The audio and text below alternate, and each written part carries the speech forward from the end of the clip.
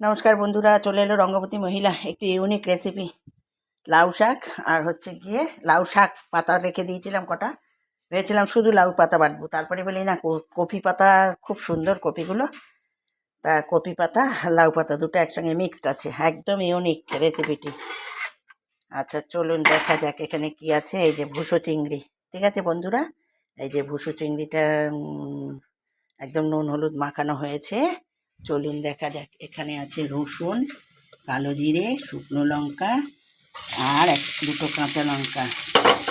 চলুন, একদম unique recipe এইটা বন্ধুরা, কোনো চ্যানেলে পাননি আজ পর্যন্ত। একদম এর সঙ্গে লাউ পাতা আরও তেল দেবো, ঠিক আছে, দিয়ে একদম এটা ভাজার পরে লাউ শাক দিয়ে ভেজে তারপরে মিক্সিতে, তারপরে দেখতে থাকবেন পরের পার্ট।